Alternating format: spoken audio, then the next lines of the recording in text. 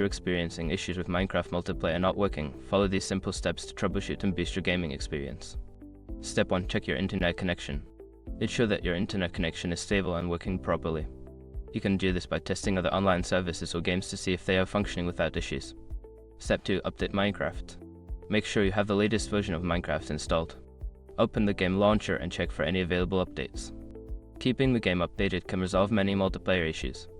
Step 3. Configure firewall settings. Check your firewall settings to ensure that Minecraft is allowed to communicate through it. You may need to add Minecraft to the list of allowed applications in your firewall settings. Step 4. Verify server status. If you're trying to connect to a specific server, verify that the server is online and not experiencing downtime. You can check the server's website or forums for any announcements regarding its status. Step 5. Restart your devices. Sometimes, simply restarting your computer and router can resolve connectivity issues. Power off both devices, wait a few moments, and then turn them back on to refresh the connection. By following these steps, you should be able to troubleshoot and improve your Minecraft multiplayer experience. Happy gaming!